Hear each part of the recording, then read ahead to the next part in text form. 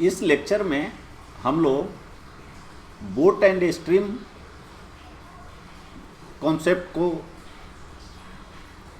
इस लेक्चर में हम लोग boat and stream related concept and problems देखेंगे।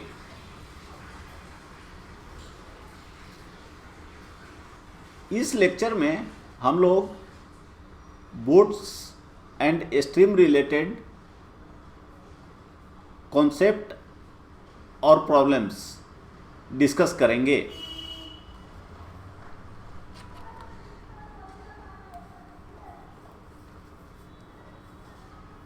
हम लोग जानते हैं कि जो बोट होता है वो स्ट्रीम में चलता है और स्ट्रीम का अपना एक स्पीड होता है और बोट का अपना स्ट्रीम होता है।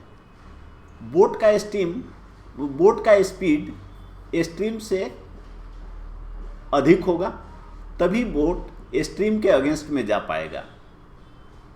जैसे अगर मान लीजिए कि कोई स्ट्रीम है, नदी है, वो इस डायरेक्शन में चल रहा है और इसका वेलोसिटी मान लीजिए कि y है, तो अब अगर इस साइड में बोट को जाना है या स्विमर को जाना है, मान लीजिए इसका वेलोसिटी, इसका स्पीड x है जब ये पानी शांत पानी में चलता है, स्टिल वाटर में, और जो वाटर है, स्ट्रीम है, उसका अपना स्पीड y है, और बोट है या स्विमर है उसका स्टिल वाटर में मतलब शांत पानी में उसका स्पीड x है। अब x अगर y से अधिक नहीं होगा तो यह अप स्ट्रीम कहने का मतलब है कि जो स्ट्रीम का बहाव है, नदी का जो डायरेक्शन है फ्लो करने का, उसके अपोजिट में जाना। तो उसके अपोजिट में तभी जा पाएगा जब बोट का या स्विमर का स्पीड रिवर के स्ट्रीम से अधिक हो। ये हम लोग रिलेटिव वेलोसिटी से समझ सकते हैं, क्योंकि अगर यह हमने यहाँ पे लिखा है कि सपोज बोट का स्टिल वाटर में स्पीड x है और स्ट्रीम का स्पीड y है, तो down stream of boat u, जब डाउन स्ट्रीम में बोट चलेगा तो जो स्ट्रीम का स्पीड है वो उसको मदद करेगा जल्दी जाने में। तो जिस तरह से हम लोग रिलेटिव स्पीड में देखते हैं या रिलेटिव वेलोसिटी में देखते हैं, तो यह दोनों ऐड हो जाएगा। लेकिन अप स्ट्रीम जब जाएगा बोट तो रिलेटिव स्पीड कम हो जाएगा, तो x माइनस वाई हो जाएगा। अब सेम डिस्टेंस चलने के लिए अगर मान लीजिए यहाँ से यहाँ तक अप स्ट्रीम गया, इस डायरेक्शन में गया, और यहाँ से यहाँ तक इधर लौट आया डाउन स्ट्रीम में, उस केस में एवरेज वेलोसिटी जो v होता है, एवरेज वेलोसिटी, वो होता है x plus Y into X minus Y by X. यह एवरेज वेलोसिटी होता है।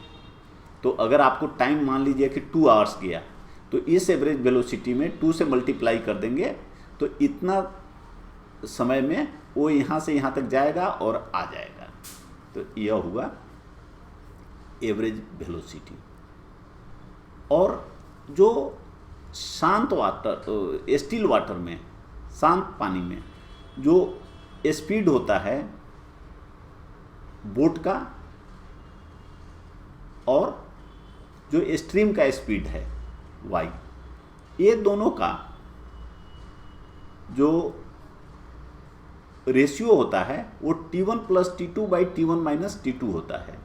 T1 है कि डाउन स्ट्रीम जाने में, उसको यहाँ से यहाँ तक डाउन स्ट्रीम जाने में कितना टाइम लगा, और अप स्ट्रीम आने में कितना टाइम लगा, अप स्ट्रीम आने में जो टाइम लगेगा वो अधिक होगा, तो वो T1 हो गया, और डाउन स्ट्रीम जाने में कितना टाइम लगा, वह T2 हो गया। तो सेम डिस्टेंस को आने और जाने में जितना टाइम लगा उसका समय, टाइम का ऐड डिवाइडेड बाई टाइम का माइनस, तो ये हो जाएगा x/y। और फॉर सेम टाइम, अगर एक ही समय तक अगर बोट अप स्ट्रीम में गया और डाउन स्ट्रीम में आया तो अधिक अधिक दूरी, अलग अलग दूरी तय करेगा। डाउन स्ट्रीम में जाएगा तो अधिक डिस्टेंस ट्रेवल करेगा, अप स्ट्रीम में आने में कम ट्रेवल करेगा सेम टाइम में। तो उस केस में x/y जो होगा वो होगा d1 + d2/d1 - d2। अब यहाँ देखिए सेम, इस केस में सेम डिस्टेंस था, टाइम अलग अलग होगा, और यहाँ पे टाइम सेम है तो डिस्टेंस अलग अलग होगा। तो इस तरह से हम लोग ये निकाल लेंगे। अब अगर अलग अलग है, ना तो टाइम सेम है और न ही डिस्टेंस सेम है। अगर मान लीजिए आपको दे दिया जाए कि वह 10 किलोमीटर अप स्ट्रीम और 15 किलोमीटर डाउन स्ट्रीम, वो 15 घंटे में चला। उसी तरह 15 kilometre down stream, 20 kilometre up stream suppose 7 घंटे में चला। तो आपको निकालना है कि उनका अप स्ट्रीम डाउन स्ट्रीम का वेलोसिटी क्या है, या शांत पानी में बोट का स्पीड क्या होगा, या स्ट्रीम का स्पीड क्या है। उस केस में देखिए टाइम इज इक्वल टू क्या होता है, टाइम इज इक्वल टू होता है, हम लोग जानते हैं, डिस्टेंस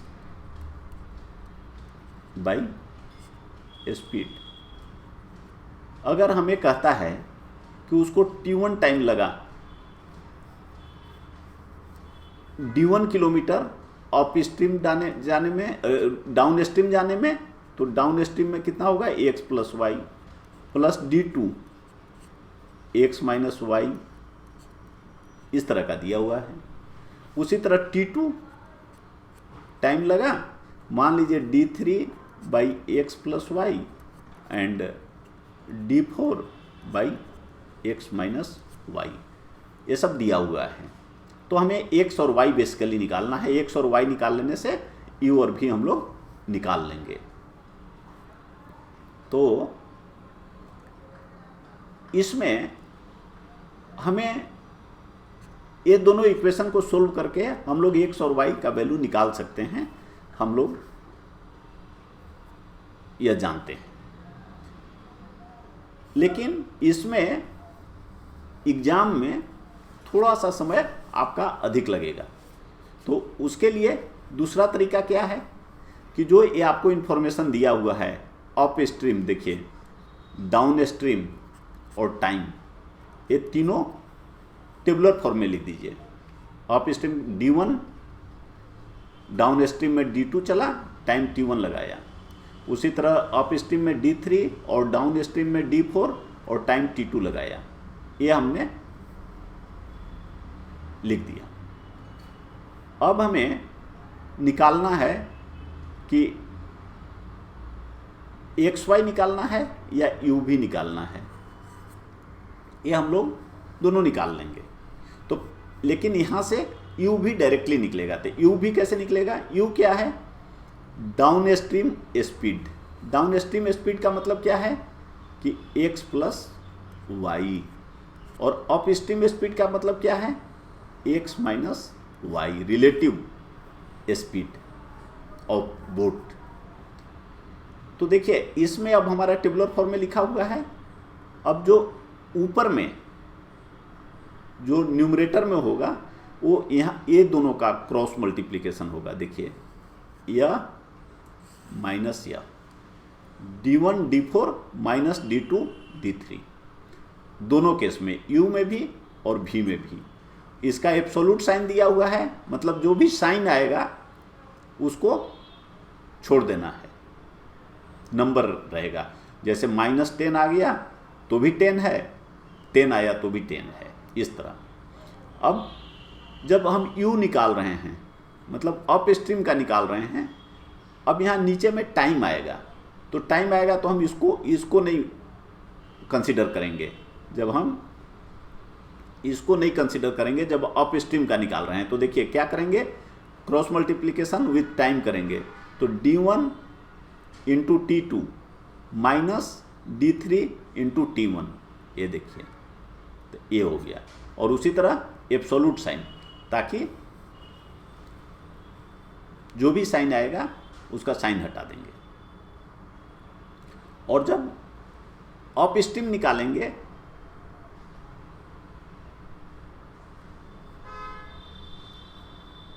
जब अप स्ट्रीम का निकालेंगे तो अब हम डाउन स्ट्रीम को छोड़ देंगे,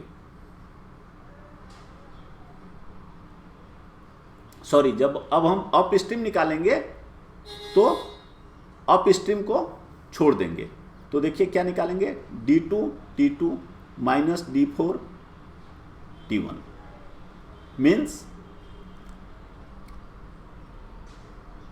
जब अप स्ट्रीम का निकालते हैं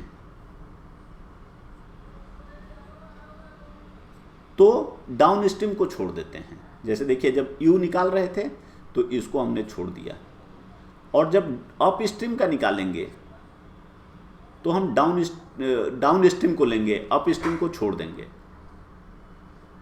तो जिस समय जिसका निकालेंगे उसको छोड़ देंगे। जैसे अप स्ट्रीम का निकालना है तो इसको छोड़ के d2 T2 minus d4 T1 यहाँ देखिए, और जब डाउन स्ट्रीम का निकालना है तो डाउन स्ट्रीम का छोड़ देंगे, अप स्ट्रीम का लेंगे, d1 T2 minus d3 T1, ये हो गया। तो इस तरह से हम लोग सभी चीज़ों को आसानी से कम कैलकुलेशन में निकाल सकते हैं। एक बार फिर से हम लोग समझ लें कि x और y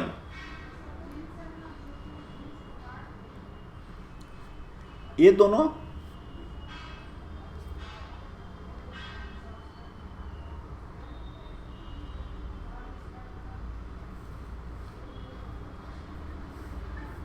x और y ये दोनों स्पीड हैं। x स्टील वाटर में स्पीड है स्विम बोट का, और स्ट्रीम का y है, और u इज इक्वल टू होता है x प्लस वाई, और v इज इक्वल टू होता है x माइनस वाई। ये रिलेटिव स्पीड है। जब ये डाउन स्ट्रीम में जा रहा है तो u है, और अप स्ट्रीम में जा रहा है तो v है। हम लोग सेम नोटेशन को यूज करेंगे, और अगर u और v पता है तो ये दोनों इक्वेशन का यूज करके आप देखें x इज इक्वल टू हो जाएगा u प्लस v बाई 2, और y इज इक्वल टू हो जाएगा u माइनस v बाई 2। तो जब भी हमें u और v पता है तो हम लोग x और y निकाल सकते हैं, x y पता है तो u और v निकाल सकते हैं। बाकी चीज़ें हमने देख लिया। अब एग्जाम्पल देखते हैं। देखिए ए boat goes 40 kilometre up stream in 8 hours and 36 kilometre down stream in 6 hours. कोई बोट है वो 40 किलोमीटर जाता है अप स्ट्रीम 8 आवर्स में, और 36 kilometre down stream in 6 hours. हम लोग जानते हैं अप स्ट्रीम, अप स्ट्रीम का मतलब है कि रिवर का फ्लो के अपोजिट डायरेक्शन में। तो यह जो इसके लिए रिलेटिव स्पीड होगा वह x माइनस वाई होगा, और तो इसलिए x minus Y into time जो भी लगेगा। और ये 36 किलोमीटर है, ये है डाउन स्ट्रीम। तो डाउन स्ट्रीम हम लोग जानते हैं रिलेटिव स्पीड होगा x plus Y into T2, जो टाइम लगेगा उसको मिला के। तो ये हमारा दिया हुआ है। अब हमें boat speed of boat in still water means x का वैल्यू निकालना है। तो अब देखिए हम लोगों ने देख लिया कि 8 आवर्स यहाँ दिया हुआ है टाइम, तो time into speed x minus Y ऊपर हमने लिख दिया है इज इक्वल टू 40। उसी तरह 6 into X plus Y is equal to 36। अब ये दोनों इक्वेशन को सोल्व कर दीजिए, x minus Y is equal to 5, X plus Y is equal to 6, दोनों को ऐड करिए तो 2x is equal to 11, x is equal to 5.5 kilometre per hour answer हो गया, जो कि यहाँ सी में दिया हुआ है। अब दूसरा प्रॉब्लम है, the current of a stream runs at the rate of 4 kilometre in hour. तो 4 किलोमीटर पर आवर या वाई आपका दिया हुआ है, क्योंकि हम लोग जानते हैं कि जो स्ट्रीम का स्पीड होता है उसको हम लोग वाई से डिनोट करते हैं। A boat goes 6 kilometre and comes back to the starting point in 2 hours. तो कह रहा है कि 2 आवर्स में ए बोट जो है वो गया, यहाँ से यहाँ पे गया और फिर यहाँ पे वापस आया। कितना देर में? ये 6 किलोमीटर, ये दोनों के बीच का डिस्टेंस 6 किलोमीटर है और टाइम लगाया उसने 2 आवर्स। तो देखिए 2 आवर्स में उसने टोटल डिस्टेंस ट्रेवल किया 6 किलोमीटर। लेकिन अब हम लोग जानते हैं कि इसका जाने का वेलोसिटी अलग होगा, आने का वेलोसिटी अलग होगा, और चूंकि टाइम हमें नहीं पता है कि जाने में उसको कितना टाइम लगा था और आने में उसको कितना टाइम लगा था, इसलिए हम लोग उस तरह का इस जो फॉर्मूला होता है time into speed x plus Y और x माइनस वाई वो यूज नहीं कर सकते हैं, क्योंकि टाइम नहीं पता है। तो ऐसे केसेस में हम लोगों को चूंकि टोटल टाइम पता है, टोटल उसने टाइम लगाया है 2 घंटा, तो अगर एवरेज स्पीड पता हो तो एवरेज स्पीड हम पूरे टाइम के लिए लगा सकते हैं। और एवरेज, इसको स्पीड लिखिए या वेलोसिटी लिखिए, बात बराबर है। तो एवरेज स्पीड कितना होता है हम जानते हैं, u प्लस भी इंटू यू,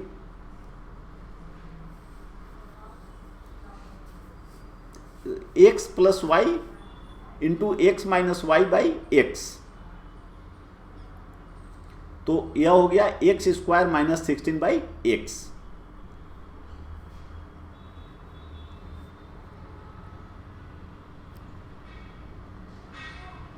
तो यह हो गया v इंटू टी। अब यह भी हमें पता हो गया है इतना, और टाइम हमें पता है 2 आवर्स लगा है।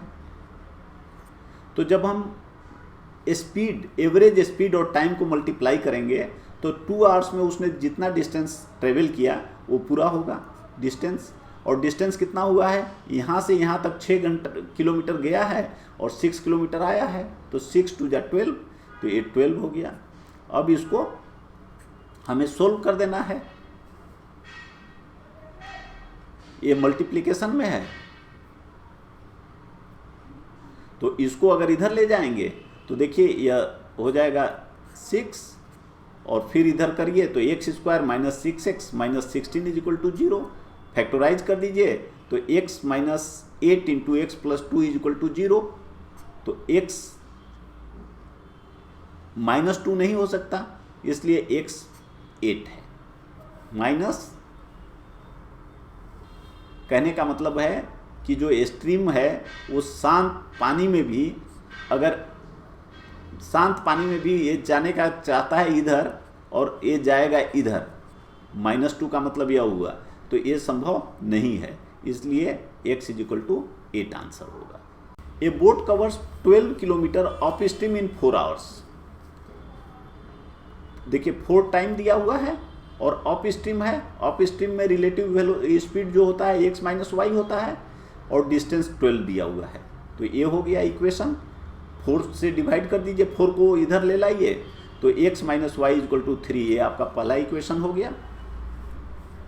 And same distance downstream in 3 hours. तो डाउन स्ट्रीम कहने का मतलब क्या होता है, डाउन स्ट्रीम कहने का मतलब होता है कि उसका 3 इंटू एक्स प्लस वाई जो रिलेटिव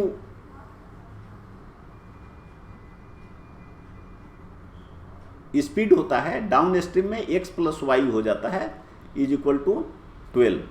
तो x plus Y is equal to 12/3 means 4।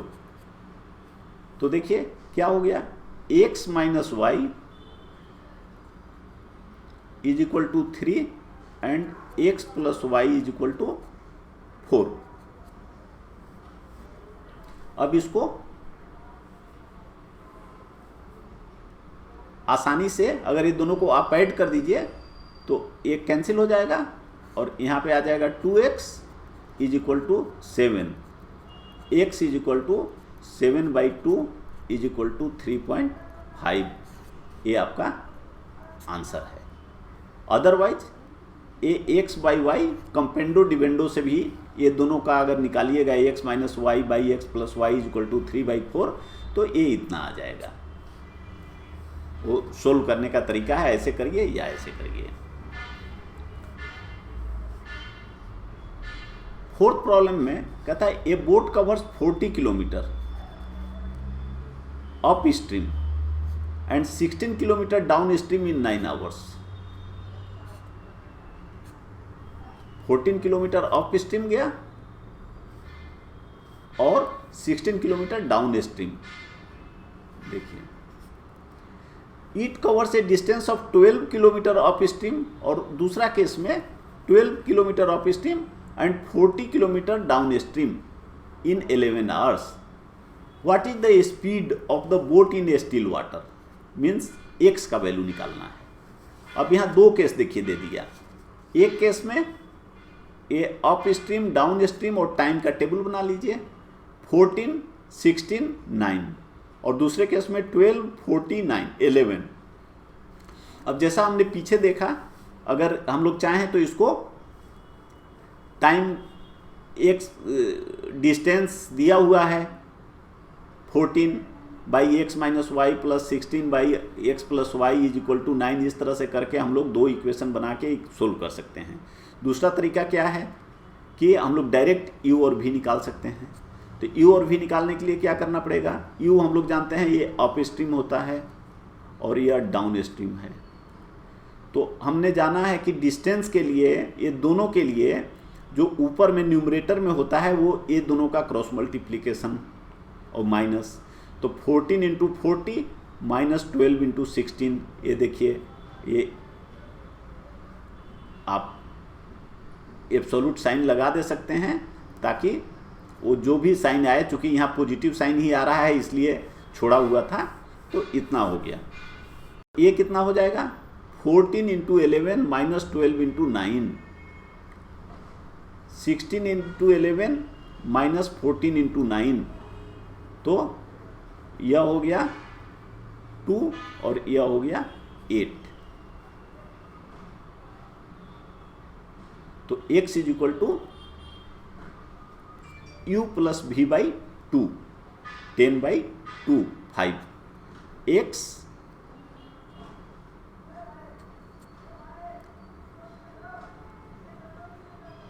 Plus Y is equal to u होता है और x minus Y is equal to v होता है।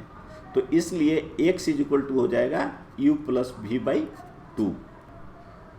The speed of a motor boat is that of the current water is ratio 36:5।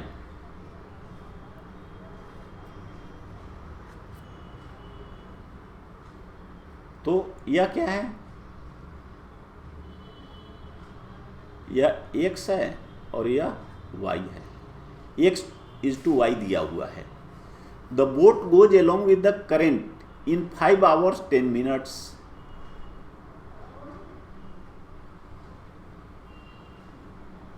अगर वो along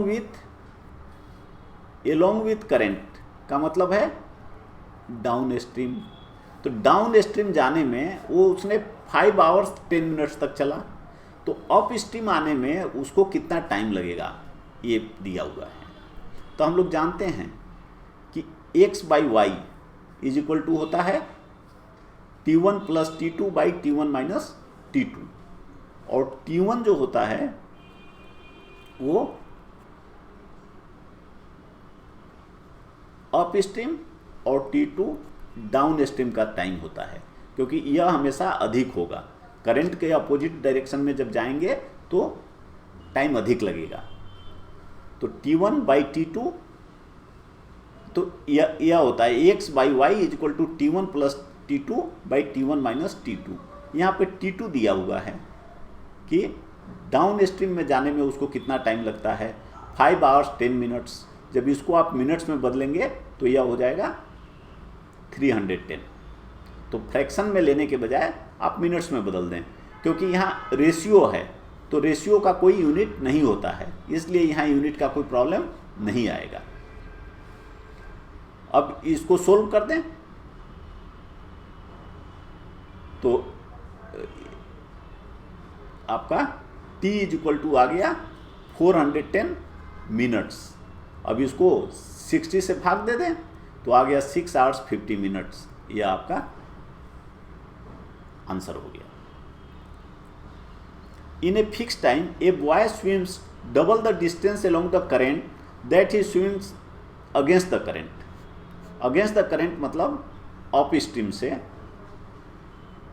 up stream में अगर वह डी चलता है तो डाउन स्ट्रीम में वह 2D चलेगा, दिया हुआ है। If the speed of the current is 3 kilometre per our,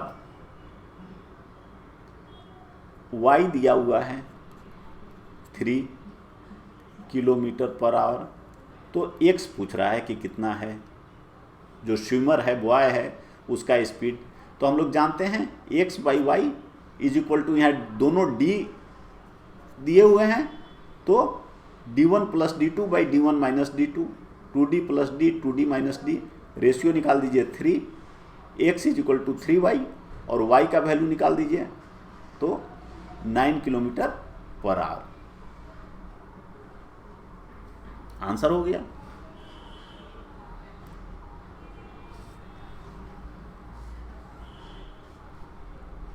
हमें अपने जीवन की जिम्मेदारी खुद लेनी चाहिए, और अगर हमें कोई प्रॉब्लम इनकाउंटर होता है जो हमारे पर्सनल जीवन से रिलेटेड हो या हमारे समाज से रिलेटेड हो, उसमें हमें अपनी जिम्मेदारी समझनी चाहिए और उसको सोल्व करना चाहिए। सक्सेसफुल लोगों के लिए रिस्पॉन्सिबिलिटी लेना एक अहम कंपोनेंट है, वो उनकी आदत होती है।